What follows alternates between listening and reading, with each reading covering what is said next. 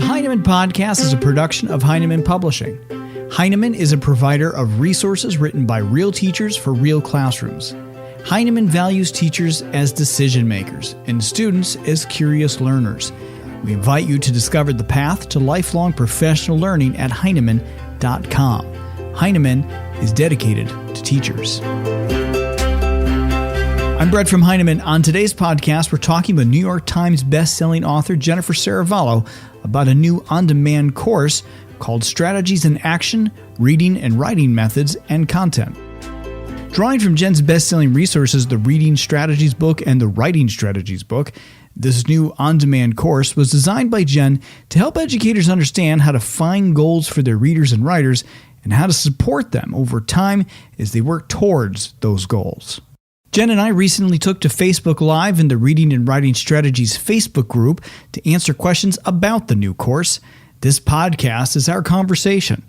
Jen began our talk by describing what you can expect from the course. So the digital campus courses are new as of what, Brett? Maybe 3 years ago? A few years, yeah. They're a few years old. There's a nice library of different courses in there. I have a course already that's been up for a couple of years that's about teaching reading in small groups. And this will be my second digital campus course. And for those of you who are new to the format of a digital campus course, it basically goes like this. It's an online self-guided course. This one has 8 sessions in it, and each session should take you about an hour of computer time with additional time spent doing suggested readings or trying things out in your classroom in between the sessions. In this course, in the Reading and Writing Strategies course, I took a topic that goes together from the reading side and the writing side. So for example, I have one session that's about reading comprehension in fiction, and then also writing craft related to writing narratives. And then another session, I have taken the print work in reading, so like decoding, monitoring for meaning, self-correcting, and connected it with spelling in writing. So I'm making these reading and writing connections within each session. The 8 sessions work together as a whole course. They build on each other from session to session, and they could also be taken standalone if you're just interested in one particular topic. Within each session, I've also decided to focus on a method of teaching. And my aim was to, across the whole course, show people the big picture of what comprehensive literacy instruction can look like. So you'll get, in one session, you might learn about conferences and strategy lessons. In another session, you might learn about read-alouds and mini lessons. In another session, interactive writing and shared reading. And so across the course, you're going to get a lot of content and also a lot of method. So it's really about bringing these strategies to life in the classroom, seeing these strategies in action. And I had a lot of fun filming tons and tons of videos. There's actually about 40 videos of me teaching kids in the classroom, kindergarten through 8th grade, a whole different range of grade levels. So it's about methods, it's about strategies, it's about making reading and writing connections. And in the actual course, you take it whenever you have time. I'm not live with you. So whenever you have time, you can sit down and you kind of work through it at your own pace. And one of the cool things about that, Jen, that I love is you can take a session of it, go try something in the classroom, come back and take that learning and pick up where they left off and even sort of think through it a little bit longer, as opposed to a webinar where it's all sort of happening in that moment. This is actually a great opportunity to sort of pause, go, and come back. Right? Yeah, and they're really, the activities within the course are really designed to help teachers take what they learn and have action. So at the end of each session, there's a part, what's it called? Read, do, teach, I think. Read, reflect, do, and teach. So there's suggestions for reading. Some of them you can download. Some of them are suggestions of other books that you might have. Texts that you can read that go along with the topic that we're talking about. Things that you can do that might be planning or studying assessments, and then ways that you could actually try some teaching in your classroom. And so, it's really, I hope people are doing this in webinars too, that they're taking what they learned and they're going back and trying it. It's really an important part of this course that you have some action in the classroom after you've taken a session, and you come back with that experience. So, we talked a little bit about it there, just the difference between what it is from a webinar versus a course. Is there anything really we want to cover more about the differences between webinar and course? Well, they're both online, right? So they're both, and webinar is, while the intention is that people take the webinar live, they're also recorded. So you could also go back and watch it after the fact. So I think the online format is really helpful for a lot of people because sometimes it's hard to get subs to cover you to go to a workshop for the whole day, or sometimes it's hard for you to have the funding to be able to do those kinds of offsite experiences. So both webinars and the course are both online. So that means you can take them. Some schools, like there's a school in Colorado that's bought the Teaching Reading in Small Groups course for the district, and the teachers use their PLC time to take the course, and then they get together in collaborative groups and discuss. I know of teachers who, with my other course, have decided, this goes with my professional learning goal for the year, and then their principal has sponsored their taking of the course, and other people that are just really interested in it and take it on their own time. So lots of different ways, places when or times when you could take it, and different versions of taking it with others or taking it alone. What else could I say? So a webinar, the format is really different too. The webinar is kind of like this Zoom. We use a Zoom platform for a webinar. I'm on the whole time. I'm talking to you like you would hear me talk to you in a workshop. And usually there's a slideshow that you're seeing that's kind of going along with my webinar. A course is really different. In a course, imagine that in one session you have like 8 different slides or 8 different screens. And in each page or each screen, you read a tiny bit, maybe like 2 minutes of reading, like you would read from a professional book. And then maybe you'll see a video of me teaching in the classroom. And then there's activities of something to do with the video.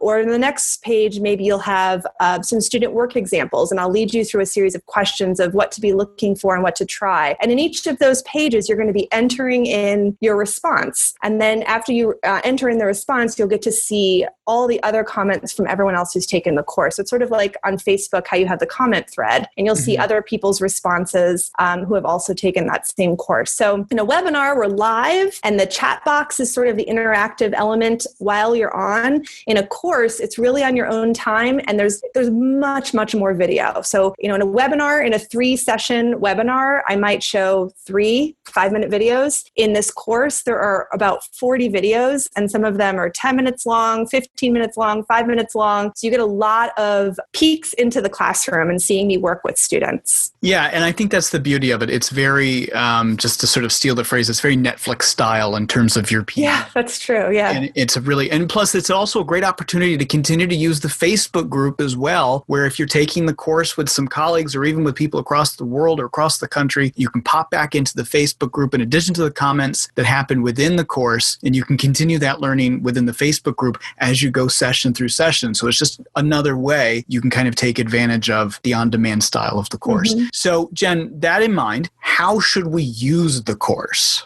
Well, I think there's like different versions. I think that it could be great for an individual teacher who's interested in the topic and wants to do some more study. It could be that you can get credit for it. So for some people, it might be that they can get graduate credit for this course. So they may be seeking additional graduate credits. And maybe someone could pop in the comments a link to more information about the credit opportunities. So maybe for some people, that's something they're interested in doing.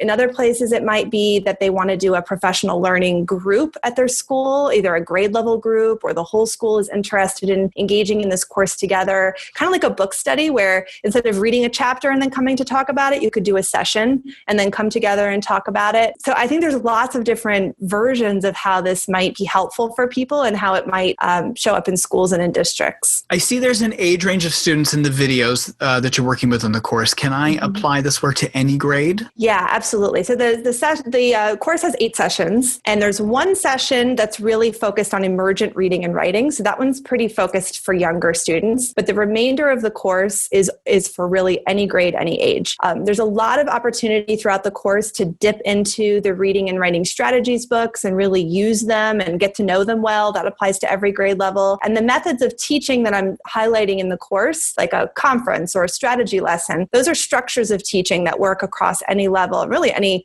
content area as well, right? They work in reading, they work in writing, they work in math. You could do a strategy lesson in math. So you're learning methods of teaching that are going to work for everybody in every grade. Of course, you might see, for example, a strategy lesson with 4th graders, but whether you're a kindergarten teacher or an eighth grade teacher, looking at the teaching moves, the structure of the lesson itself, the pacing of the lesson, unpacking what you learn about students during that lesson, that really applies to everybody. So I really wanted to I purposefully shot videos in K through 8 classrooms to make it accessible to all. Should I use either reading strategies book and writing strategies book while I'm taking the course? Yes, definitely. You should use both. Both of those books are, I want to say highly recommended.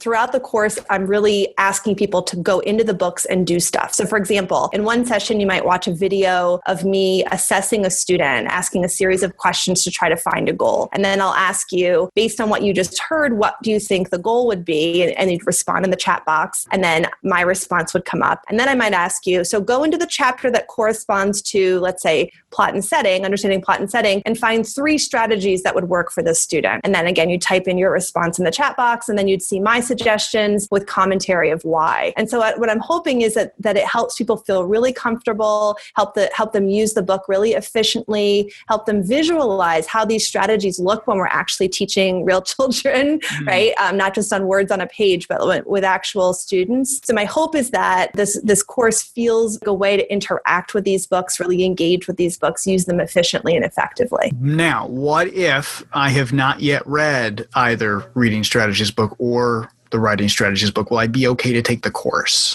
Yes, absolutely. I think it'll help people. I really want to make sure people have the book because I think they'll get even more out of the course if they're really using the book along with it. So yeah, if the book is brand new to you and you feel like you really want some guidance digging in, this course would really help you do that. Also, if you've been using the book a while, I think you'll still find that there's a lot of helpful stuff in this course to help you deepen your practice and use the book even more efficiently. I was just recently with a district that bought the book for the whole district. They've had it for the reading book. They've had it for 2 years. And they asked me to come in and I was a little nervous because I was like, gosh, what am I going to share with them? They've been using this book for 2 years. But I think they found that there was a lot of advice of kind of hacks and ways to use the book quickly. And seeing videos of me teaching really helped bring things to life for people. So there's a lot of that same kind of gestalt in this course as well. So Jen, if I've already taken a webinar with you or I've been to one of your offsite workshops, will the information be repetitive or will it be different? Will it be new? What can I expect from the details of what's in the course? Sure. Yeah. So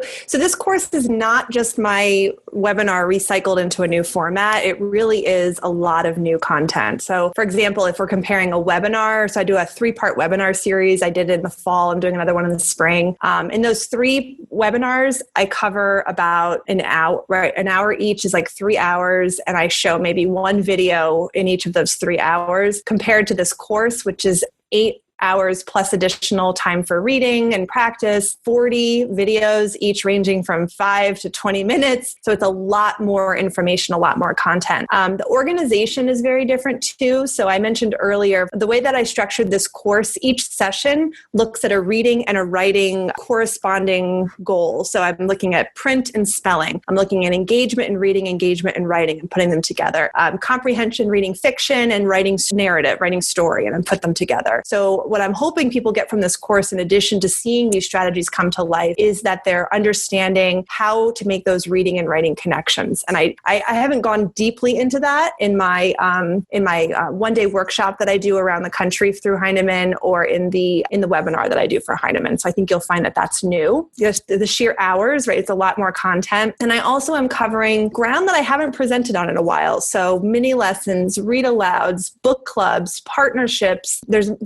much broader scope of the methods of teaching. So there is a little bit of common ground. Like I talk about what a strategy is, got to kind of foundational stuff. I talk about the hierarchy of goals for reading and writing. I do that in webinar, in my online course, and also on my in-person workshops. But I think people who have seen me do other things will find that there's a lot of new content, and maybe the stuff that's a little bit familiar ground, it'll feel good to have a refresher. You can nod along during that part and be like, okay, good, I know this, confirms what you already know. So So I think there's plenty of new information. So if you've liked my webinar, you've liked my in-person workshop, this might be helpful for you. And we actually have a question. You did touch upon this towards the beginning of our chat about this is a different course from your other Heinemann on-demand course as well. Can you just touch upon just remind people what the other course is and what it's about? Sure. So my other digital campus course, which I wrote, I think it was 2 or 3 years ago, is titled Teaching Reading in Small Groups. And that one is only about reading. And that course, I talk about assessment. I talk about some conferences and small group instruction,